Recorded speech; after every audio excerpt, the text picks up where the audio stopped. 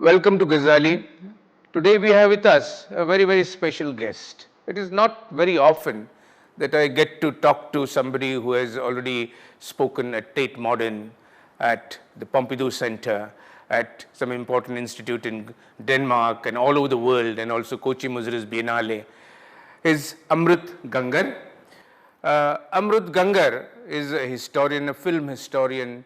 He's a film critic, he's a film theoretician.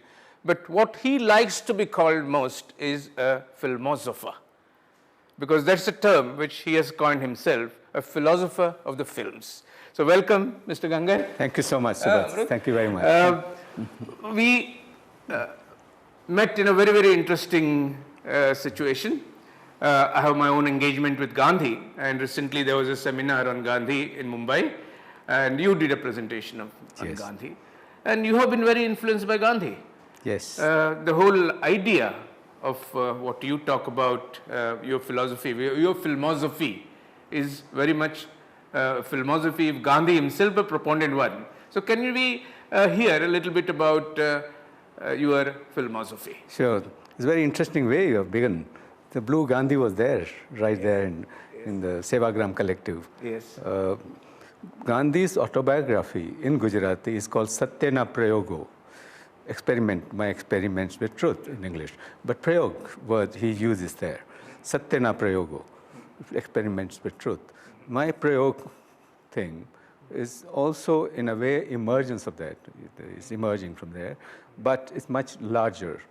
I had a very restless mind towards the Euro-American centric term, experimental film, which I thought was exclusivist, which I thought was too rationalist, materialist. They were extremely disciplined.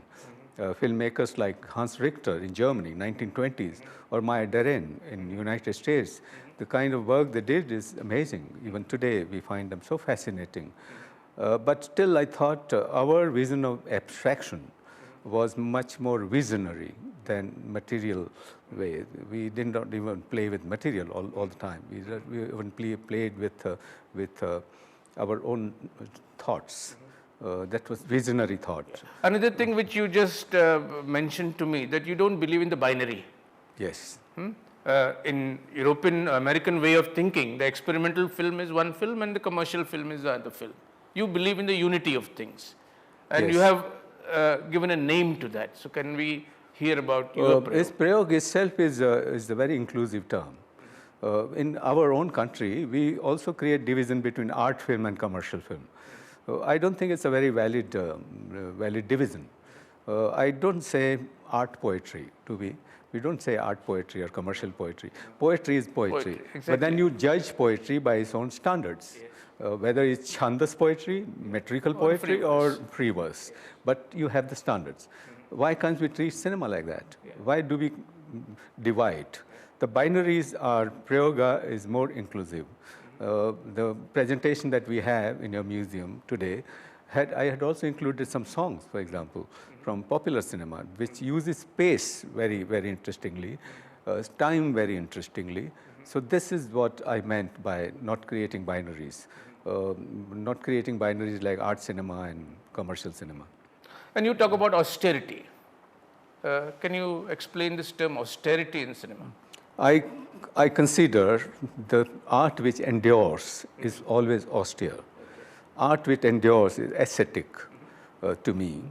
And there Gandhi also comes into context to me. Kabir comes into context. Tukaram comes into context. All the Bhakti poets, Bhakti movement poets, they all come into context here because they're all ascetic. They're all austere. The austerity is one plank, but it goes along with rigor. Rigor of austerity, that is the plank of cinema prayoga. What was Gandhi's connection with films? Gandhi never liked films.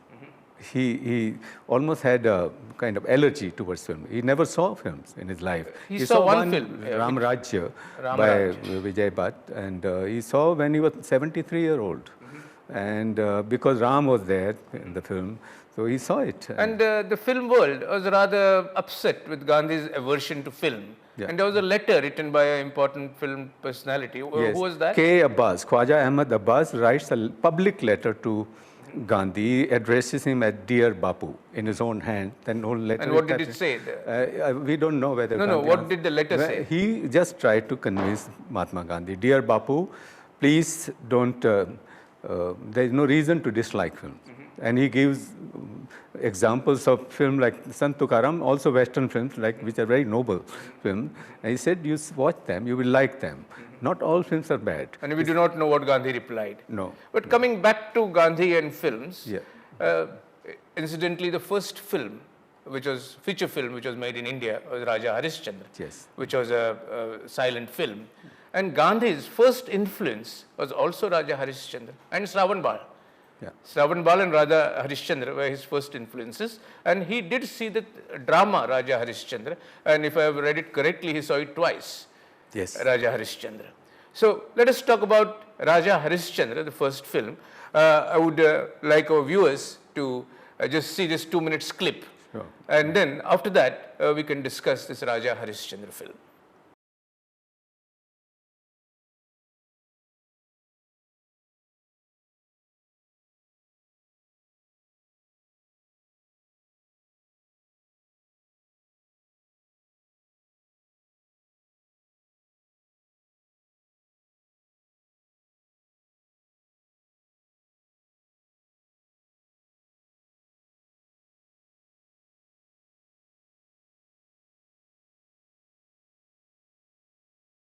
So what was important was when he was a student in Rajkot, in the school, he saw as a child, as a young boy, a play was called Harishchandra, not Raja Harishchandra, Harishchandra, in Gujarati.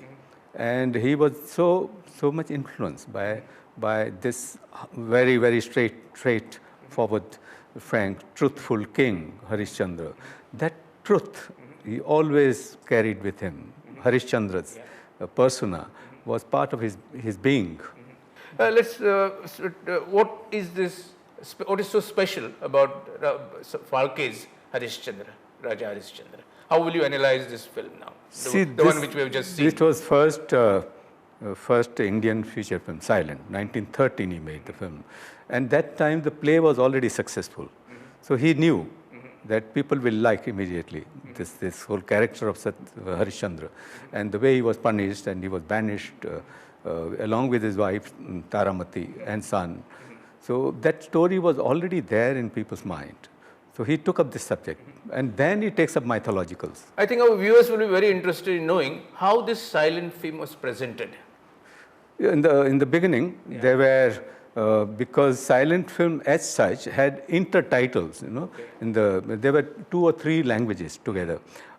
In the Raja Harishchandra film that we saw had Hindi and English intertitle. In between scenes, there will be titles. To people who could read, only understood. Sometimes there will be titles in Urdu, Gujarati, local language. And there was a Sutradhar you mentioned. Because there were people, what was the literacy rate when we got independence? Hardly, 50%. 27% or maybe less. Yeah. So out of 100, 73, 75 people were illiterate, who could not read or write. So how will they understand even the intertitle? So make them understand, Sutradhar will come and explain. Okay. That was theatrical. And what is the tradition. total duration of the film? Normally there were four reels. That Raja Harishchandra had 4 reels. Okay, that will make it how many minutes? Maybe 40 minutes or so. But to supplement that, they always had some variety shows before the main film. They were either magic shows or dance performances, and that supplemented the 1 hour. So it was not just the film, but you added because magic. we have general notion of 3 hours of entertainment. We pay for 3 hours of entertainment. And there is an instance which I've heard. The film was shorter than 3 hours. People demanded money back. Okay. Oh. Because, I paid for 3 hours. So what happened in Europe? When close-up came up, people demanded money back. Because I paid for the whole body to see. Not for just face. Not just for the face, okay. So that's interesting. Very interesting. So I think the critical analysis of the film we'll do after we see Kaliya Mardan. Okay. Because Kaliya Mardan, the way the camera was used, the way the shot was taken, you have a lot of things to say. So let us watch this 1-minute clip of Kaliya Mardan, which is basically Krishna killing the serpent Kaliya.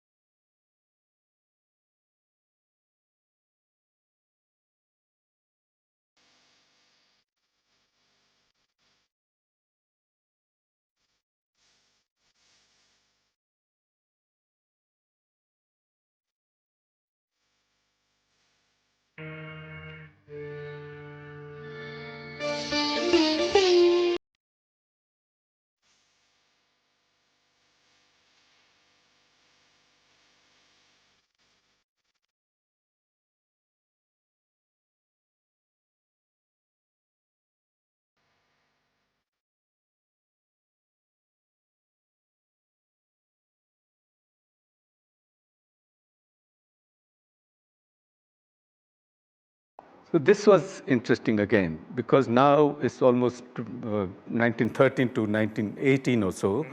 Phalke had shifted from Mumbai to Nasik, his own hometown, and Trambakeshwar. And Phalke always believed that filmmaker has to be a magician. And he studied magic. He studied magic, yeah. Under a German magician. Okay. And that magic we see in his films. Kaliya Mardan, we can see the film, the way Krishna goes down into the water and fights with this Rakshas called Kaliya. And interestingly, Basu Bhattacharya, the eminent filmmaker, and myself were in Nasik. And we met Phalke's daughter. Okay. Mandakini. Mandakini Phalke. And she was about 70 years old. And she described all these scenes were done in his own house in Nasik. Okay. And the kind of... And what was his background, other background of Mr. Dadasaheb Phalke? Dadasaheb Phalke was a versatile man. But he studied in JJ School of Art. He studied JJ School of Art, and then he goes to Kala Bhavan in Baroda. He did photography in Godhra. Then he studied under Raja Ravi Verma he worked with, the oleographs that he did, and he was also an architect. He was very, very versatile person, very multi-talented. Okay. We'll go to the next film, which is, I think, according to you, very, very wonderfully shot. And this is Sri Krishna Janma. So let's have a look at it.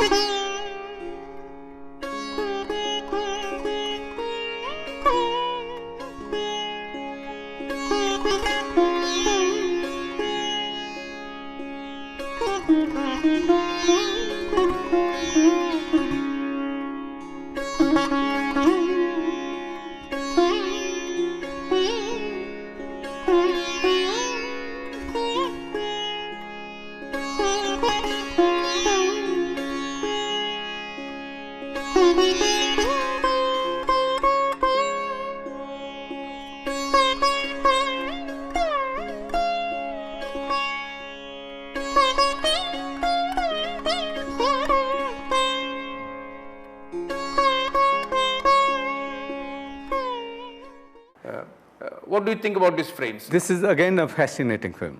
What I find fascinating in Phalke's film is use of space that he makes, where you find that Vishnu coming up from the water, and the devotees are on the shore, seashore or river bank.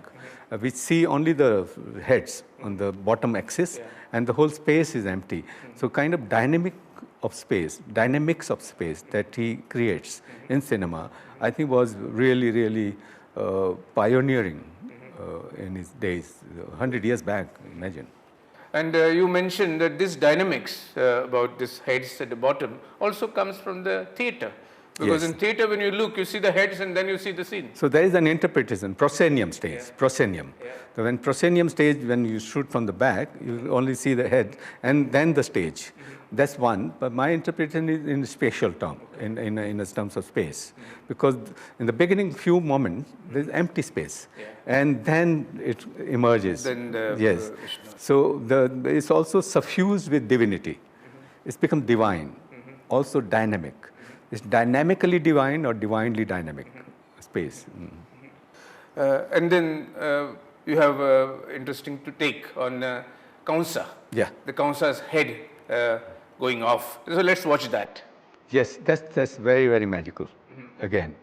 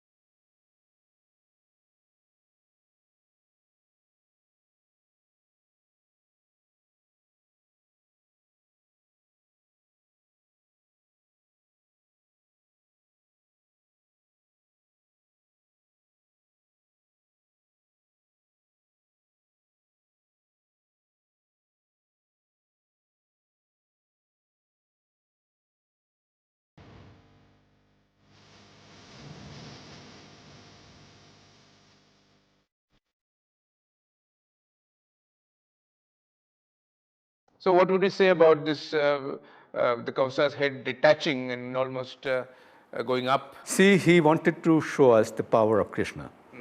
The Krishna punishes him. How can he show it?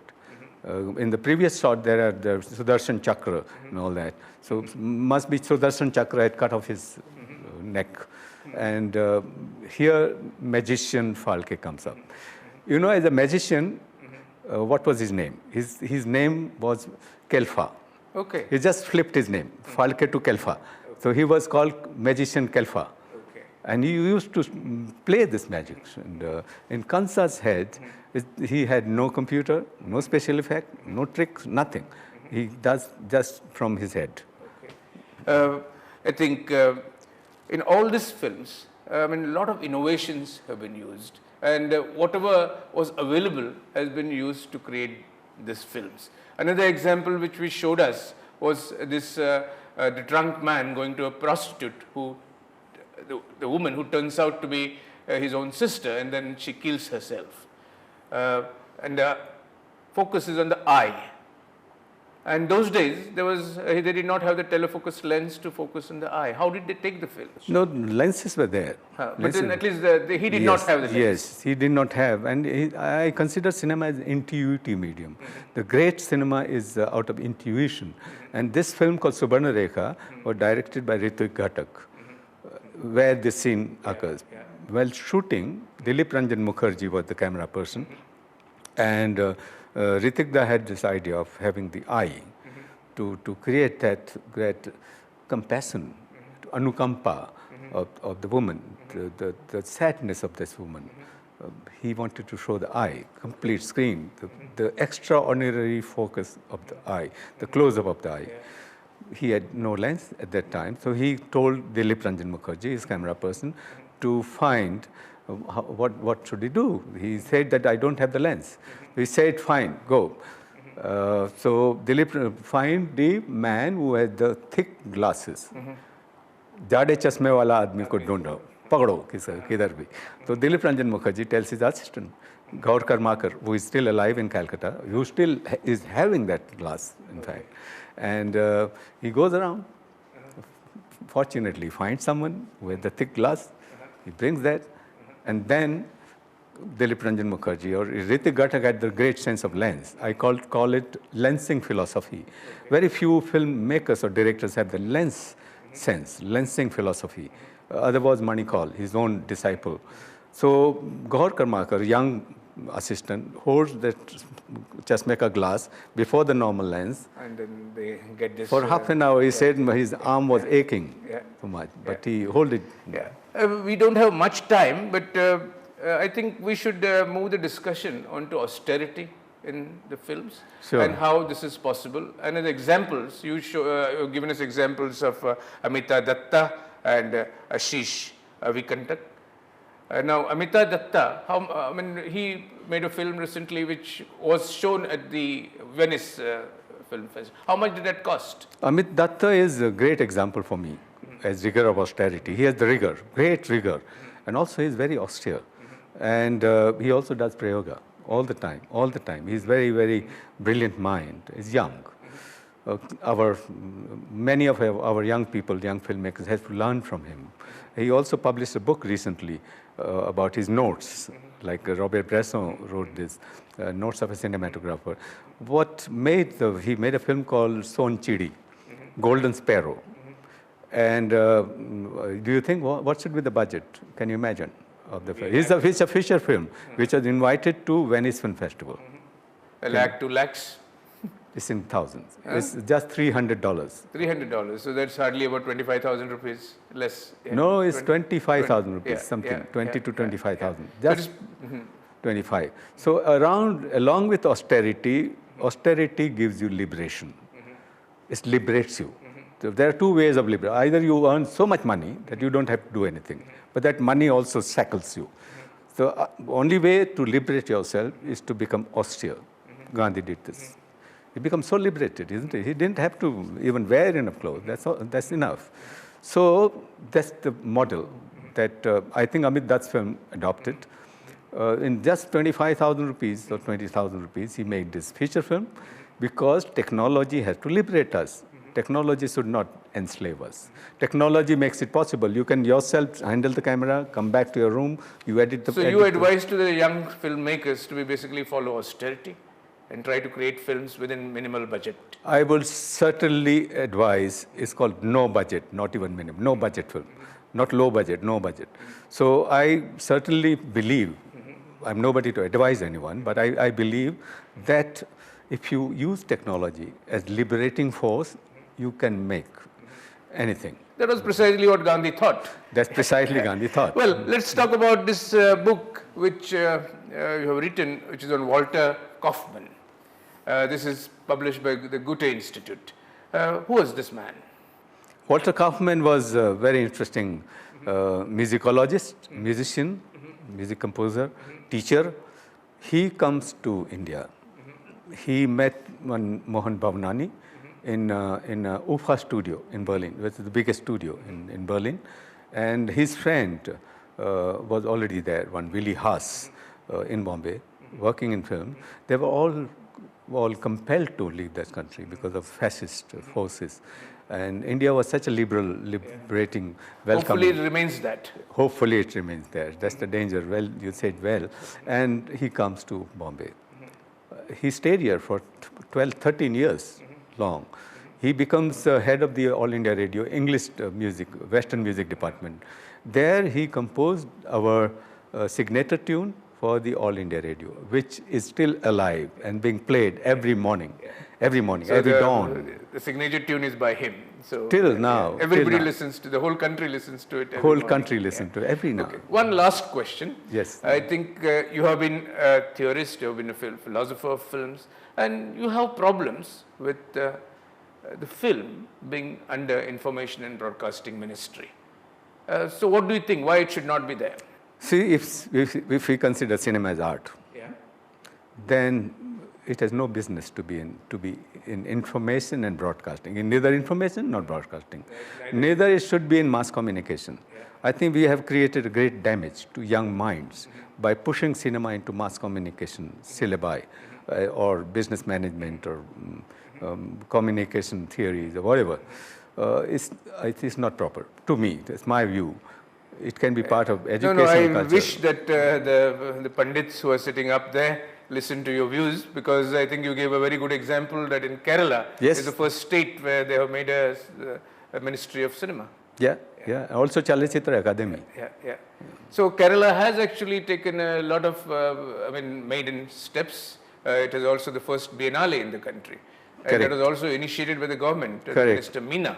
Yes. So I wish more and more states follow suit. If I can add one more thing, some 10 years back, Calicut University had organized an international seminar on film and philosophy. And that was a very unique seminar. It was not done by Film Studies Department, it was done by Philosophy Department. And they also published a book, Film and Philosophy. That's the only university in India, I believe, which has published a book like this. And there I presented a paper on Jain principle of Anekantvad, and film theory, how we can integrate our own philosophical thoughts on space and time with film theory. I think that will be the great enrichment to cinema. It was lovely talking to you. I think for many of our viewers, they never thought they would be able to see Raja Harishchandra and all the clips which you showed. They can see now. Thank you very much. Thank you, Subodh. Thank you so much.